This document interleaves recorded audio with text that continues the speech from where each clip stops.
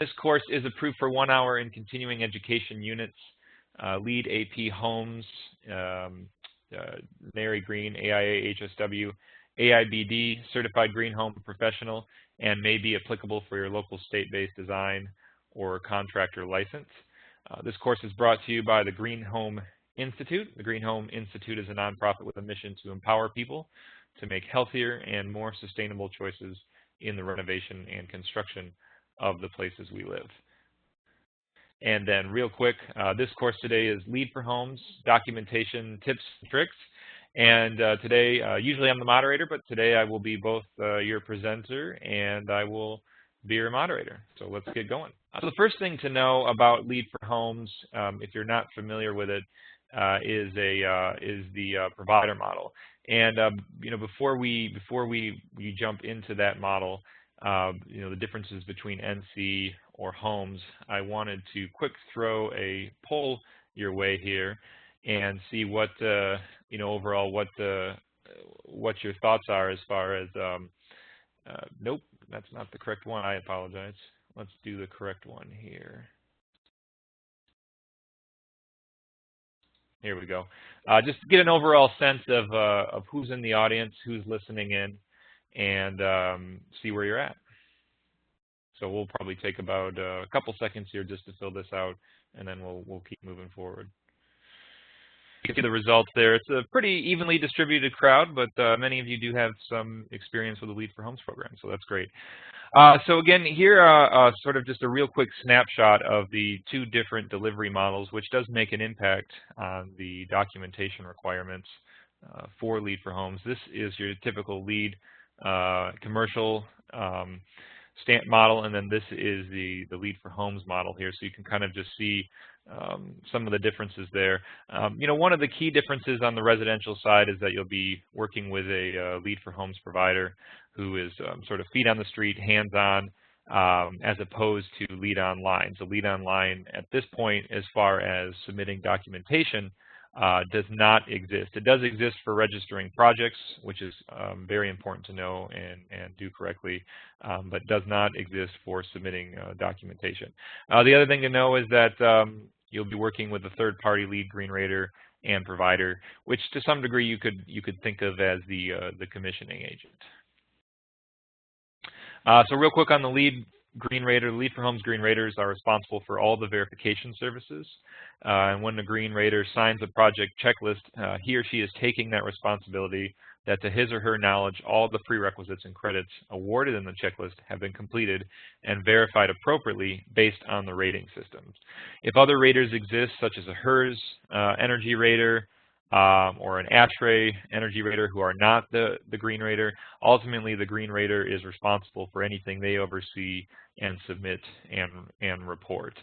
And if the green rater is not the HERS or ASHRAE energy modeler, again, they'll need to find one to do that specific testing and inspection for the project. So you can't just rely solely on a green rater who does not have those credentials.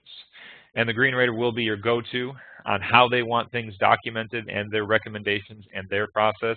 And so this is sort of a starter session on some of the overall basics, but each rater does have their own different process that we recommend you working with them to figure that out. And so we want to make sure you know that they're the go-to for how that's being collected, and ultimately the ones responsible for delivering that.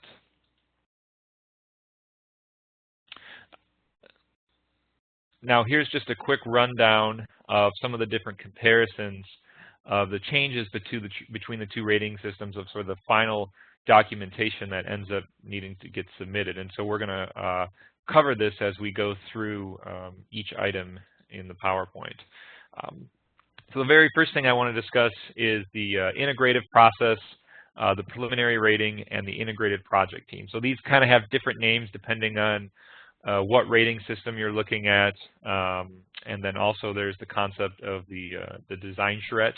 But during this time, you schedule to have the rater come in and sit down and go with your project team. Hopefully you've got the core members of your team there, the project team leader, the builder, the architect, landscape architect, HVAC, electrician, plumbing. It just depends on how large your project is, and maybe some folks wear many different hats.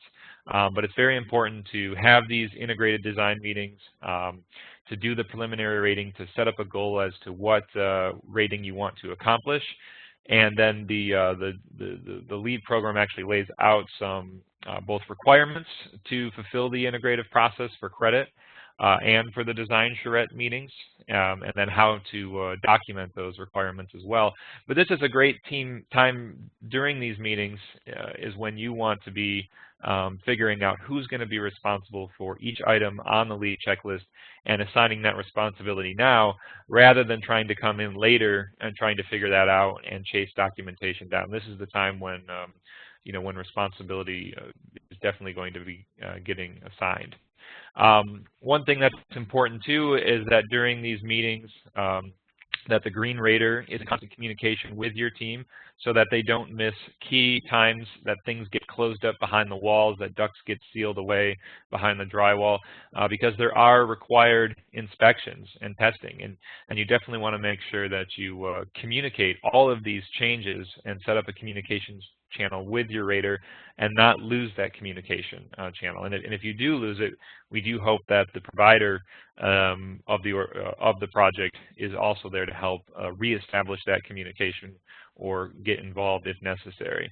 But making sure that the rater hits these key times: foundation insulation, insulation, MEPs before the drywall goes up, and then of course final testing and landscaping typically can be done at the same time to cut down on costs. And this is just a made-up list here. This is by no means any kind of scalable time. It was just something I put together to show where the green rater needs to get involved, and ensuring you're having that that communications dialogue with them.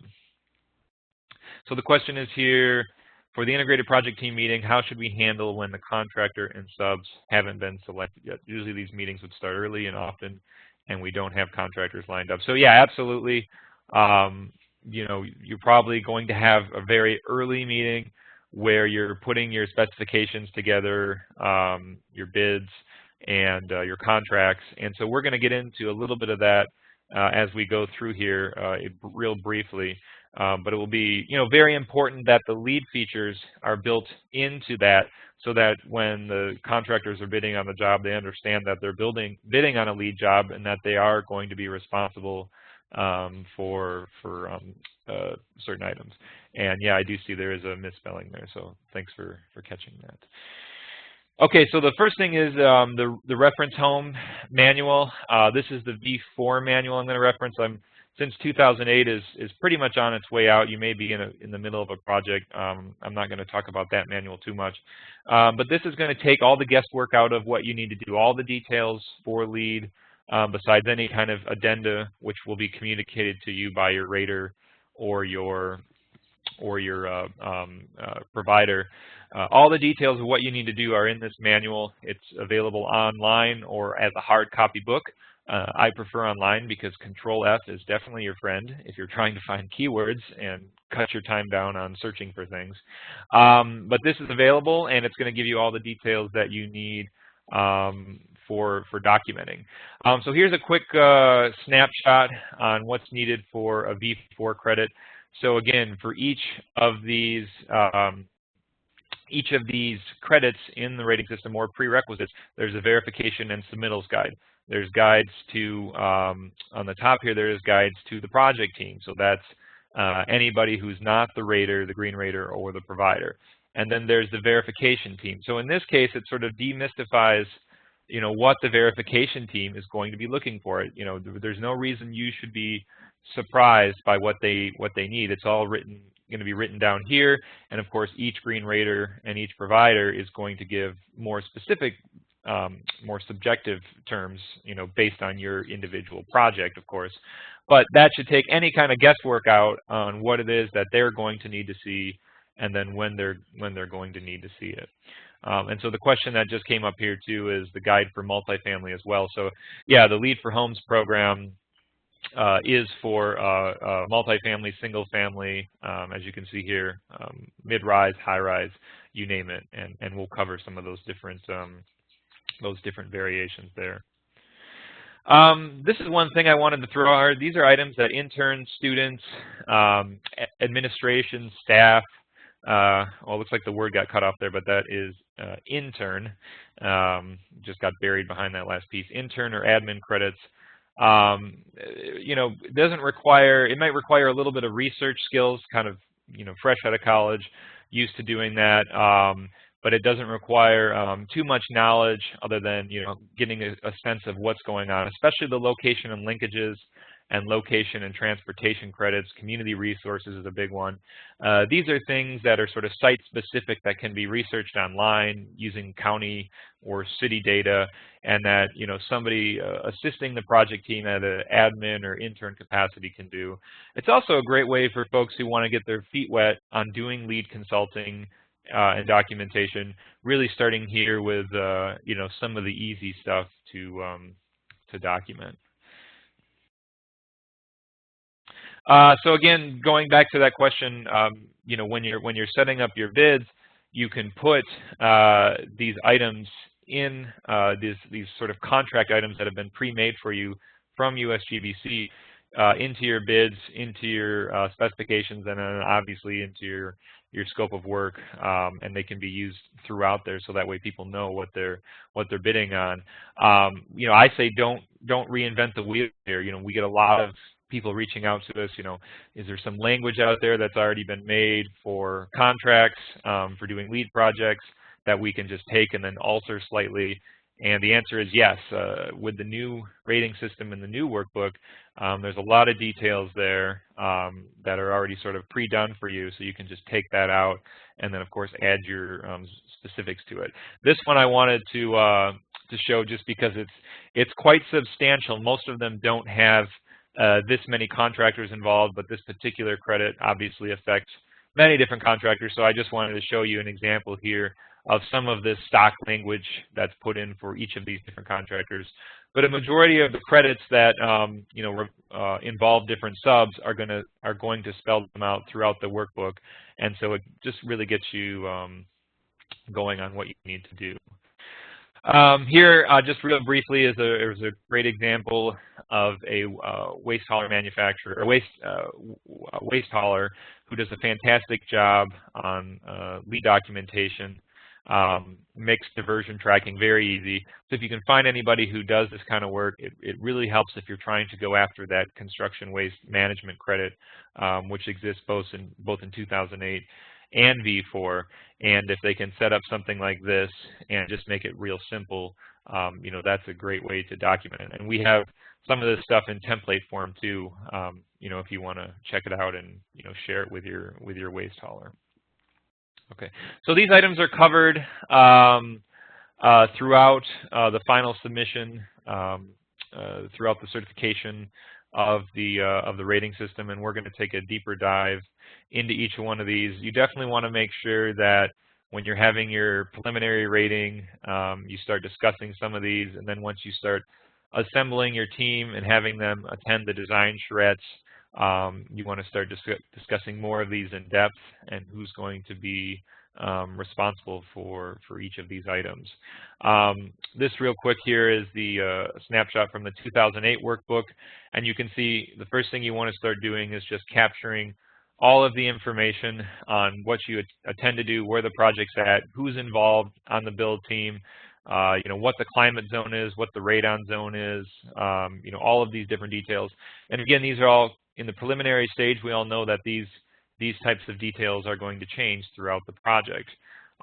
Here's a snapshot of the workbook for 2008 again. And so this is a great resource here that can be used whether you're pursuing LEED or not. It's a free resource to use to get you start going in the green building mindset, and then help you transition into LEED certification.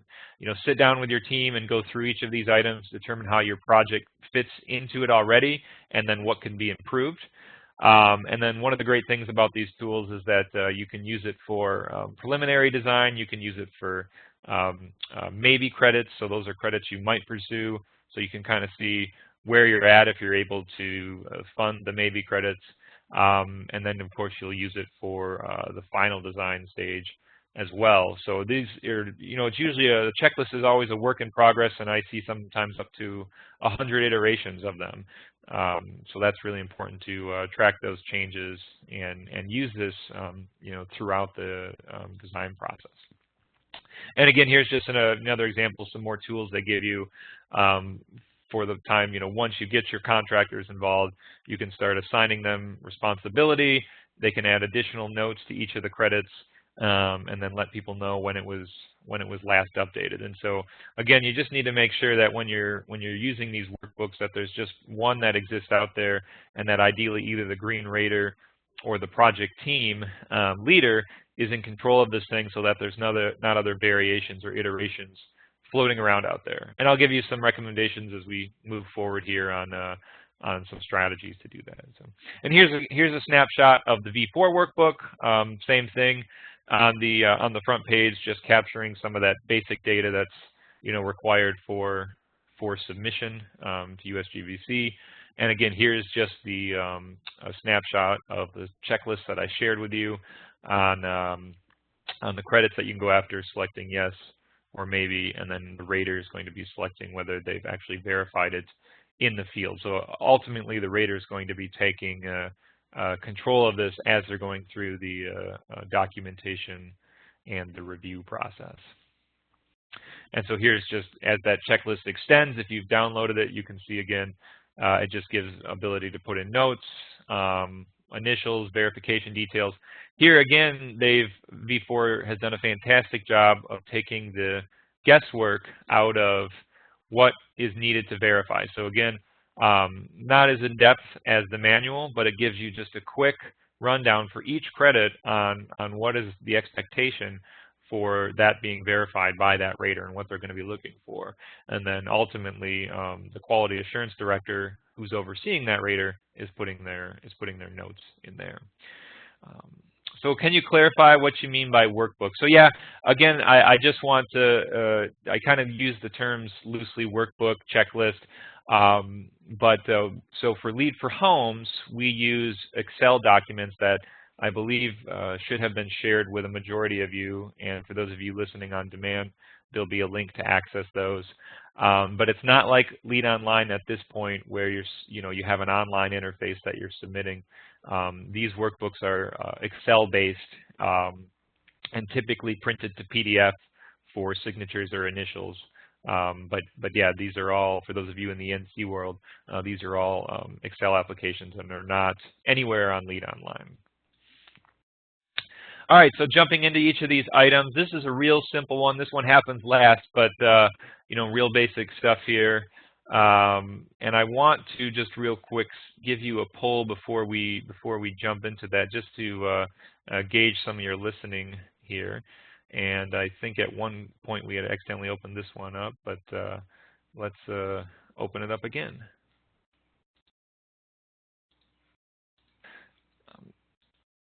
So real simple here, this is the final signed checklist that will be responsible from the project team leader and from the green rater, and then ultimately once those are completed, they'll head off to the QAD. So this is what's required on LEED 2008 projects. But let's see, for V4, you can see it's slightly different. The last thing that you need is just initials, digital initials work, and a date by the green rater, and then identifying who the responsible party is. And actually, this is really the meat and bones of the final sign-off for version 4. So it has changed significantly from the signature page where you need 3 different entities to just a final initial sign-off that goes from your rater to the quality assurance director and then USGBC at the end of the project. Moving on from that one, the 2008 has accountability forms that need to be filled out for some credits, and then V4 it has been completely removed. So here's an example of the HVAC contractor and the typical credits that they're going to be signing off on, and signing their name and initials. And I can tell you from experience, I'm fairly relieved to see that in version 4 that they have eliminated this. I know that sometimes if it's not dealt with at the upfront of the project, built into the contract of the subcontractor, you can be chasing after these later on. But the way that the checklist that I shared with you, if you head over to the accountability form tab there, you can see you can start when you've identified who your contractors are, and during the design charrette or the preliminary meeting, you're going to be dropping in their names and what their associations are, and then you're going to go through the checklist and you're going to be assigning these responsibilities. So again, this is a great time for, you could actually fill this out preliminarily just knowing that an HVAC contractor, landscape architect, or a builder is going to be responsible for these particular items. And then you can actually sort this down. You can even sort this further so that it only shows who's responsible for each item, and then you can put it right into the bids so that when they're bidding on the project, they know exactly what they need to do. Now, again, this is only for 2008, so it has effectively retired if you're not working on a 2008 project. Moving forward, durability inspection, evaluation, and the switch over to the Energy Star version 3 management under the V4 rating system. So this is basically when you're sitting down at the beginning of the project, you're going to, once you've identified where your site is, you're going to determine all the risks that exist on this site that could lead to potential failures of the building or home. And you're going to go through and identify each of these risks. Again, if you're doing 2008, you can ask the Green Raider, hey, you probably have some idea, you work in this area, can you give me some ideas on what some of this is, rather than reinventing the wheel. And then as you start to develop your plans, each of these strategies to avoid durability failures, moisture, interior water, air infiltration, interstitial condensation, each of these strategies you're going to list where you have them. Some people are a little more, I guess, less detailed. Others put it specifically on what page. And then you as the team leader are going to be signing off on this as a requirement, or the Green Raider is going to be signing off on it if you want the extra point to have them actually inspect the potential durability issues of the project. And so again, here is the example from version 4. This is the MR credit durability management verification. So this is just saying that you've followed the requirements of Energy Star version 3. And again, if you want that extra point and you want to have your rater inspect durability issues, they can sign off on that. We recommend that when you're going through this, you're going to be using a water management checklist. And so, here's an example of a water management checklist here from version 7, but there's no place to put notes on it. So if you do have notes, you want to put them in the V4 workbook, for the specific program. So again, here's version 7, revision 7, version 3 of the Energy Star water management checklist. And so this thing is going to give all the details that are needed for water management, keeping water out of the building for your durability plan. And so this is basically replacing the 2008 durability evaluation form and this. What's effectively doing is here, it's sort of, you had the ability to guess what it is that, come up with ideas. Now they've really figured out what all these things are, and depending on what climate zone in or what your soil type is, here are the very specific things you need to look for. So it kind of, again, takes that guesswork out of it, at least in my opinion. And so then the rater might be checking this in the field, and so they have an option to do that. But at the very least, the builder needs to be doing the quality assurance inspection, and the project manager needs to be signing off on this kind of item. So here is the revision 8 that just recently came out and has been cleaned up again. And again, as you can see, there's no area for notes on this. So again, if you're taking notes on water management, we recommend doing it in a different place. There's also no signature for this. It's more of a guidance document. So basically what USGBC has told us is just have your project team, construction manager just sign off on the top of the form. Doesn't look as nice, but it will be as accepted. Now, if you're still doing a LEED 2008 project and you're certifying under Energy Star version 3, you can actually get rid of that entire durability management item I showed you earlier and just use Energy Star 3 to take its place. So that's kind of a bonus there on top of the extra credit. And so one of the neat things is USGBC has said builders now can design their own internal quality assurance water management checklists. They all have to follow what's on the water management checklist here. But if the builder has their own way of communicating this, of signing off on it, of putting notes in, they can use these requirements, add in more requirements. They can, one of the neat things too is they can make it more relevant to their climate zone. And so that is going to be allowed by the USGBC if the builder wants to have their own program. All right, moving on. So now we're going to be talking about the HERS index ratings, the energy ratings, Energy Star, and at least the energy portion of Energy Star. The other portion I talked about was the water management portion of it. So very basic stuff for single family and low-rise multifamily projects all the way up to 5 stories can use the HERS index energy rating, which is going to give the home a targeted rating between 0 and 100. Typically somewhere around 70 to 75 is what is required for LEED for homes. And again, this is all for low-rise to up to 5-story mid-rise going Energy Star. But these are examples of the final reports that are going to be required both for LEED 2008 and version 4 that need to be submitted at the end of the project. And of course, obviously, doing these at the beginning of the project gives you some control over your client's energy costs and designing to a lower energy load. But then again, you can also, at the end of the day, we just need to have the final score at the end of the project provided by that HERS index rater. And you use this during the design meeting to help ensure that the builder can meet all the requirements. So again, if you're going to hire the builder, make sure that each of these items are in the bids so that they know what they need to do. And so this is all online, and now there is a revision 8, so I recommend using revision 8, and we did share that with you.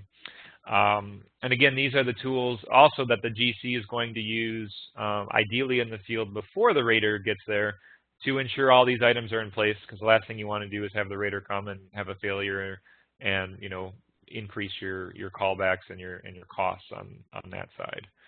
And then the same thing for the HVAC contractor. The HVAC needs to be aware of what they need to do. They have the ability to submit this preliminarily to a HVAC provider for their startup to make sure they're on track, but that's not required. But at the end of the day, the HVAC needs to make sure that all these items are in place. So ideally you want to put this in the bids and then in their contracts. And then the rater will be responsible for doing all of this HVAC testing, while they're there on the site. If your heating and cooling contractor wants to understand this a little bit better, they can go through training through one of EPA's partners, and we have a whole other session on this, and also become credentialed to do this, so that allows them to certify under the Energy Star program. And here's an example of the final submittal for the Energy Star certified new home if the home is getting certified. Energy Star certification is recommended, but at this point is not required for LEED version 4. And for LEED 2008, it's worth an extra point. So again, I just want to restate that Energy Star certification is not required. But if you are getting certified to it, or if you're going through most of the motions anyway to get to LEED, we recommend doing it, and then it's always great to have that placed into the submittal. But certification is not required. For those projects who have multi-units, there's 2 different approaches you can do. You can use the HERS index rating of the worst case unit, which can drag the whole project down if you've got a unit that's in pretty bad shape as far as points wise in the LEED energy rating system. Or you can use this really cool tool that we've shared with you where you can basically take somewhat of averages. I wouldn't call it that exactly because there's more math to it than just an average. But you'll use the model each unit unique type approach and use this tool here to drop it in. Again, this is for major multifamily projects with varying HERS scores, and then it will help get you a nicer number than a worst case scenario. So if this isn't submitted, then we do have to take the worst case scenario number. So that would be the highest HERS index rating because lower is better. So. Moving on here to the ASHRAE report to 62.21. Again, a lot of these reports aren't required in the 2008 program, so they're fairly new for version 4. And again, just remember that there are no longer any limits on the height of a building. It just has to be 40% or more residential space if it's mixed use compared to non-residential space. That can go through the LEED for Homes rating system. So the minimum indoor air quality performance calculator is used as a basic submittal. And so that's used for the LEED for Homes multifamily mid-rise EQ prerequisite.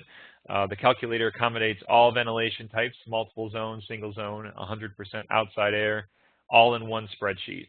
And assumptions for occupancy categories are from the ASHRAE 62.2 2010 for V4 projects.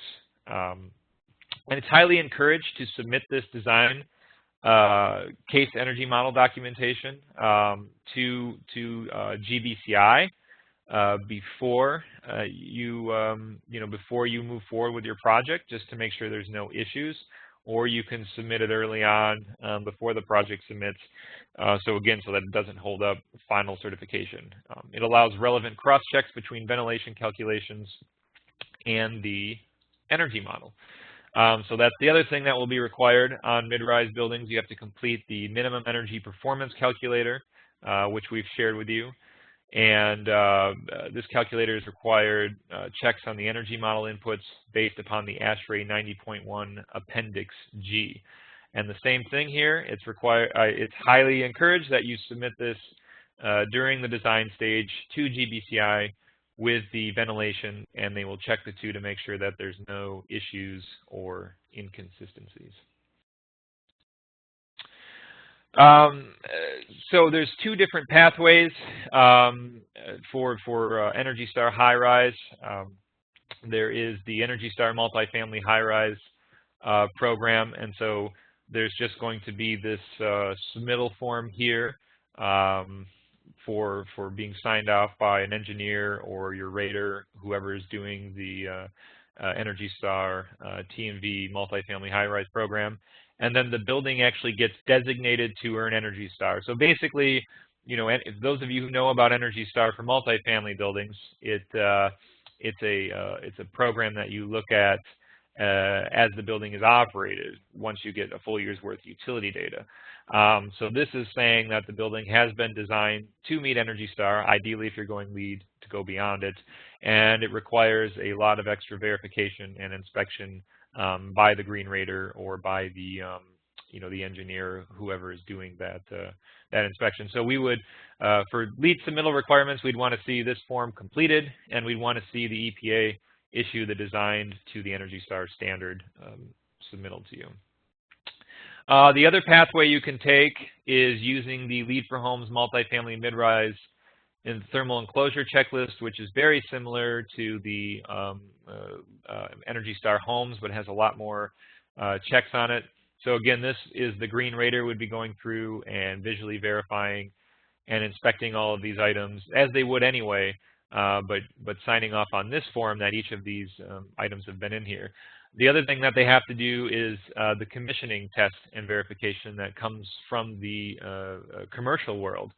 This didn't exist before in homes, but this is another item. This commissioning test will have to be done and submitted with the final documentation for the prescriptive pathway of the multifamily high-rise program.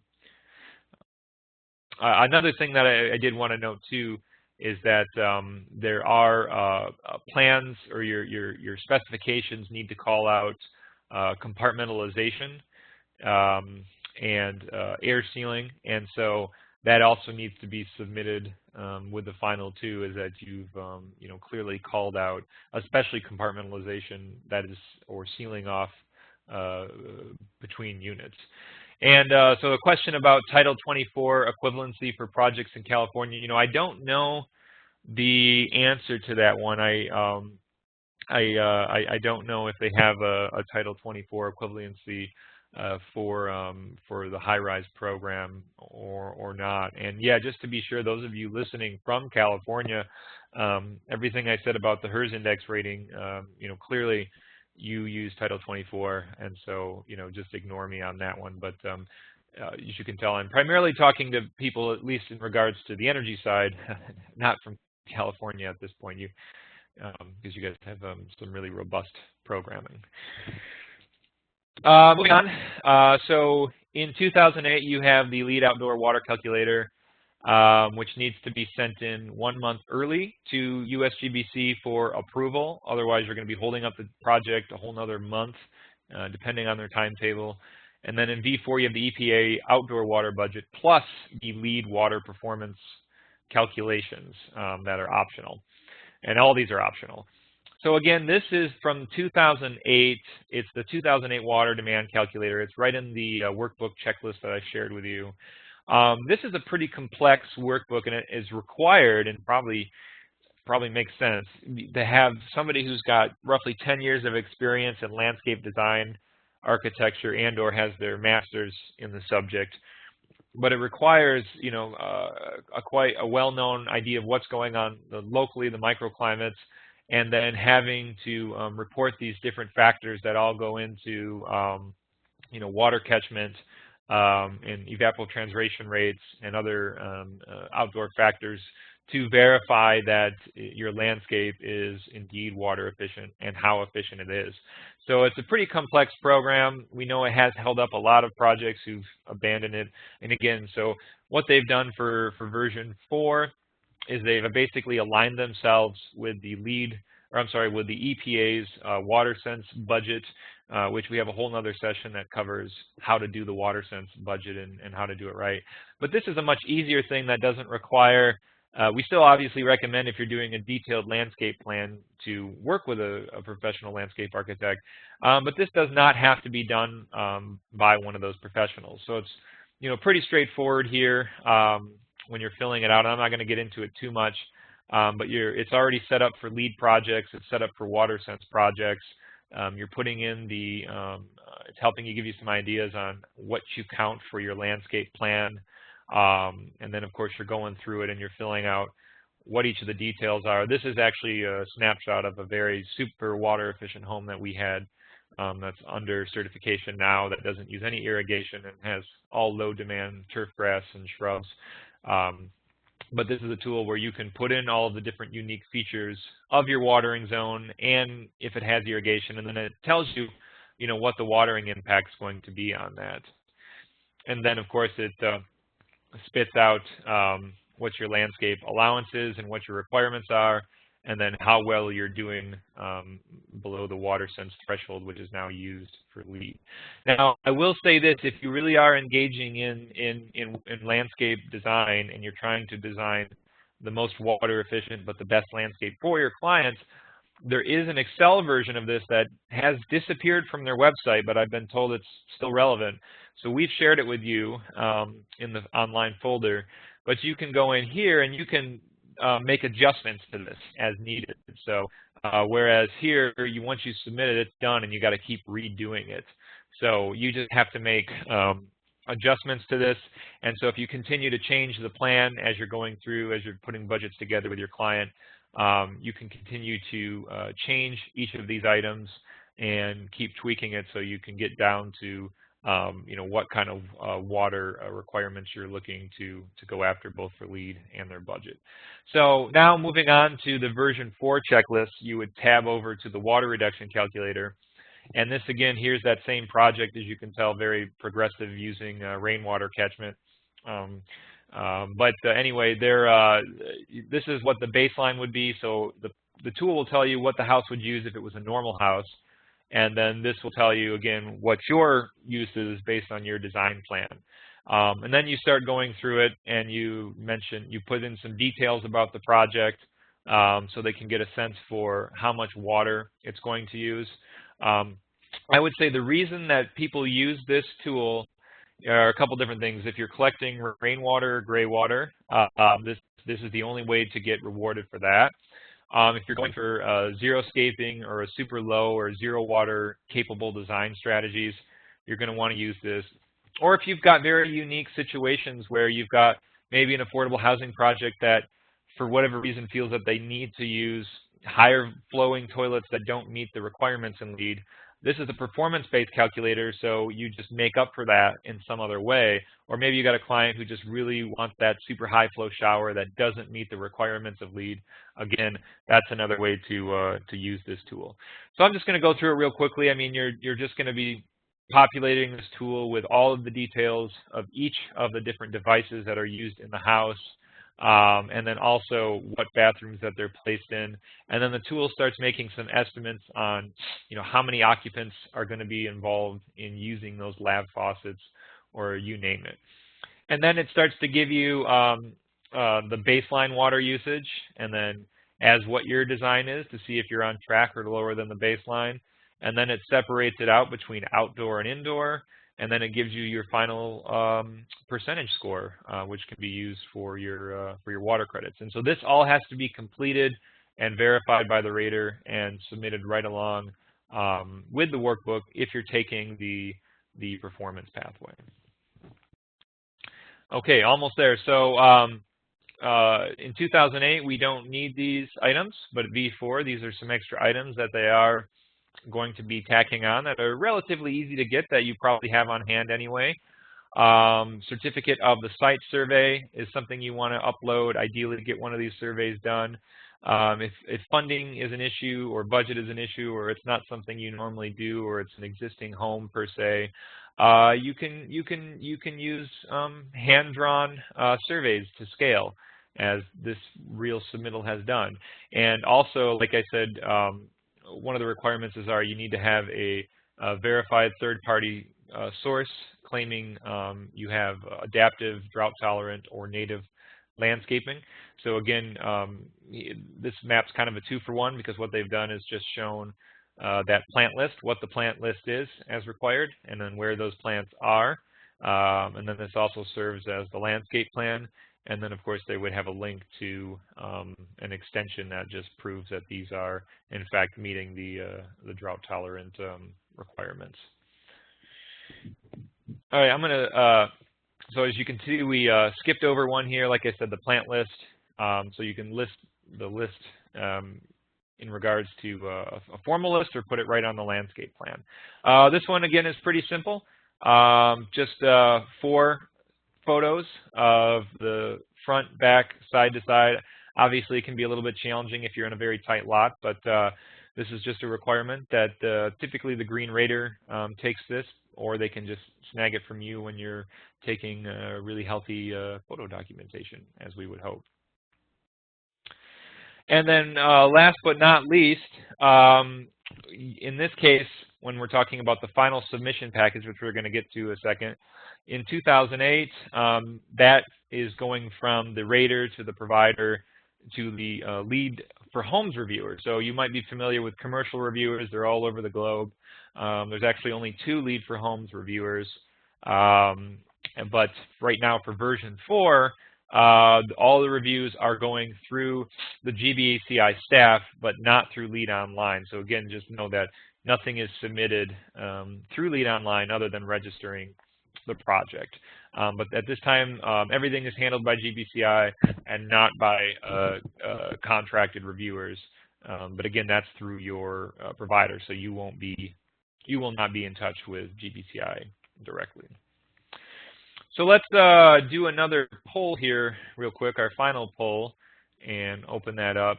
And the question I have is, what is the main reason for photo documentation?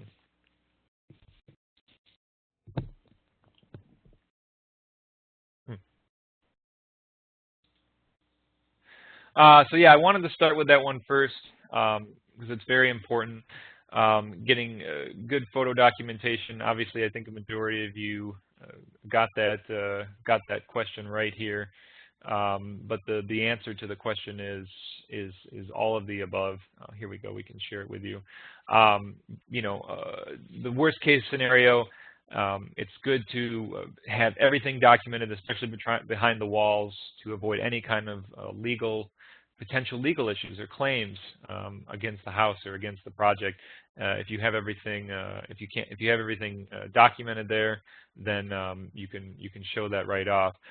The other thing is that you can utilize it for the required homeowner manual, which has to be submitted with the project. That basically shows the homeowner how to operate the house, and so you can actually just submit the photo documentation right along with that. The other item is that staff, educating your staff on what to do and doing training on detailing. Again, if something gets missed by the code inspector or the rater, you can point it out. And there is photo documentation that is to some degree, smaller degree, required by LEED. But what this all ties into is, the strategies for successful online documentation. And so a lot of that falls into having a good online file management system. I don't recommend trying to do this with paper. So you want to have a file management system that's open to all the project team members, has the ability to do tasking, hopefully even has sort of a visual list of tasks, timelines, and goals that everybody can kind of see where they're at, that can retain very old records, like if you have to backtrack on a checklist. Ideally, is connected to their email login, has lots of storage, reminders, and note-taking ability is what we highly recommend. So here's an example of good photo documentation practices that I'm saying this both to you as the GC and as the rater. But you want to, as you're taking photos in the field, you have an online program that it can be uploaded straight to that program, and that you can name it right there. So you're naming it, what LEED category is it in, and what is it detailing. And again, that way you're not spending too much time on this, either as the rater or the project team GC, and you can just upload it right to the file management folder right there in the field. Having the ability to tag people on the project team who are in that online file management share, giving them notes on what needs to be done or what hasn't been done. And then again, just properly naming what each of these items are, really goes a long way. Both again, if you're doing the green rating, or if you're the DC or project team. And we even recommend having the ability to do annotations while you're uploading notes. So again, you can put comments, or you can, in this case, this is sort of like a pre-drywall inspection, where the rater is just pointing out things that need to be sealed, or the GC is pointing out to the insulator things that need to be properly sealed. Again, if you can just do that right in the field, on the phone or on the tablet, and not have to spend too much time in the office, we highly recommend some sort of annotation recommendation. And I would say overall for photos, we highly recommend quality over quantity. And so just getting detailed pictures rather than just firing off a million blurry pictures with no names on them. Usually that just slows things down with the rater, with the provider if you're the rater. So just try to be very strategic about what your photos are, and schedule photo documentation times as well for your team and for the rater. So again, here's some other examples of people using online file management to be successful with LEED. You can see here naming exactly what the credits are, and then putting relevant documentations into each folder, and then of course naming who's specifically responsible for each of those items, so it's very clear when someone logs into that online documentation. You know, here's something that hopefully your rater or provider is providing for you. I say, you know, again, no reason to reinvent the wheel. So when you start a project, you should be getting sort of these pre-populated folders that have to do with each credit category for the rating system. And so again, that'll just make it real simple for you to just start putting your documentation in, for the rater to start putting their documentation into, you know, each of those different items. And then here's an example of, you know, just what somewhat good photo documentation looks like. I mean, it doesn't have any names here. We'd like to see that. But again, just an example of capturing those things behind the drywall that get closed up, you know, proving that it's insulated, proving that the, you know, the ducts, the ventilation here is sealed properly, and it's all right there. And if, you know, the rater gets audited, or you get audited, or there's a legal issue, again, it's all just right here, and, you know, can be shared, you know, hopefully with whoever, you know, needs to access those kinds of items. And again, here's just an example of the location and transportation, good documentation for that, putting in the detail of the flood map, and anything relevant to location and transportation. Here's a great example of an environmental quality documentation. Again, just notating each of these items that impact environmental quality. They didn't necessarily put the credit next to it, but it does tell you exactly what it is. And then here again, there's just some examples of different features that are helpful for these types of tools, where you can upload, make new copies, you can share it, or you can see who's on the project team and collaborating within each of these different categories. And this is a V4 final submittal. This is, you know, the meat and bones of what you need to get to the rater, and what the rater needs to get to the quality assurance director, and what the director who then reviews the rater is getting to GBCI. And it's just making sure, you know, all these items are in place, all the T's are crossed, all the I's are dotted. But this is a V4 submittal that would be, you know, shipped off to GBCI, and, you know, would obviously be something that would be audited when, you know, on-site audits, you know, occur at a, you know, at a small percentage.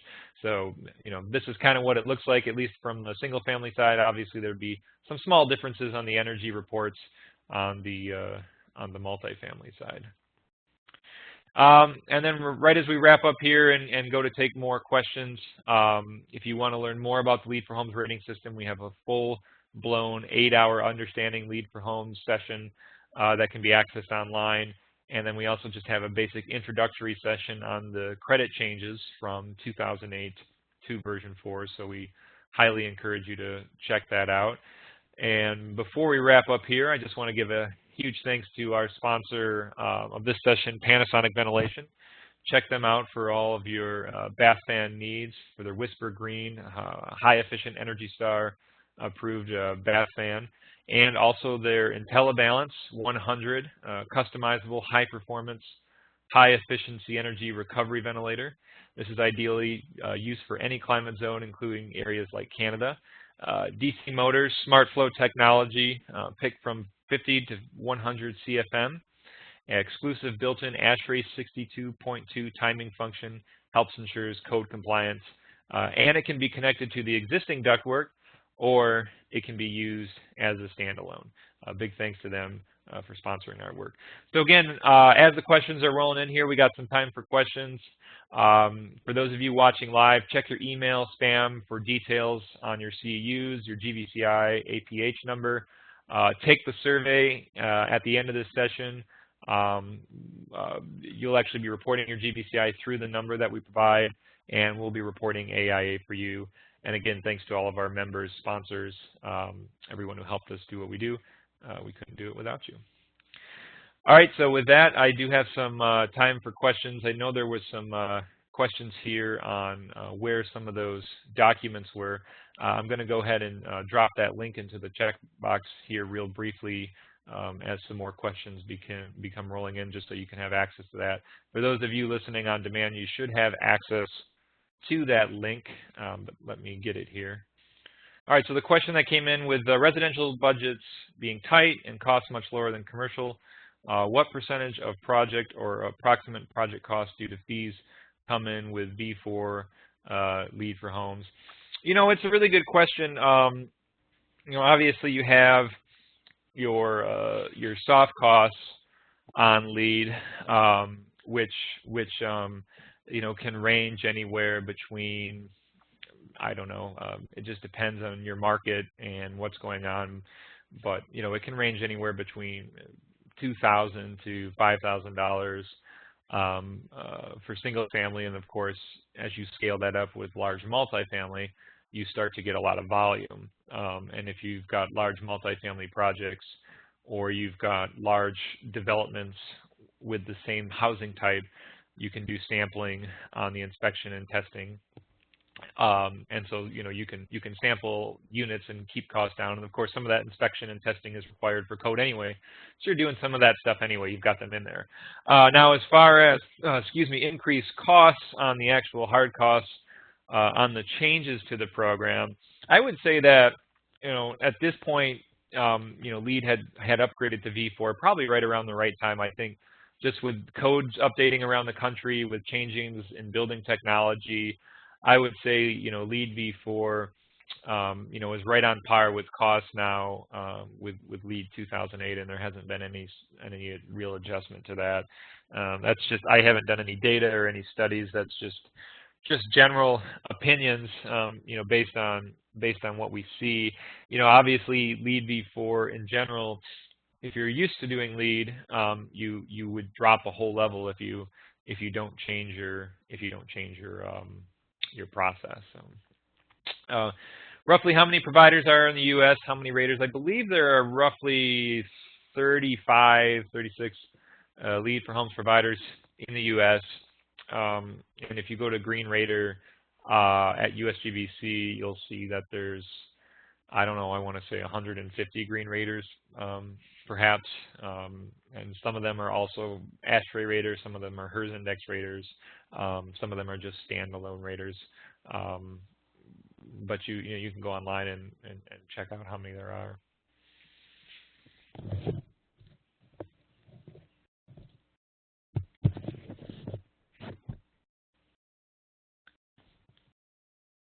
And we got time for a couple more questions. Well, I don't see any more questions. Thanks again for everyone for your time. Enjoy the rest of the week, and we'll catch you on the next session. Take care.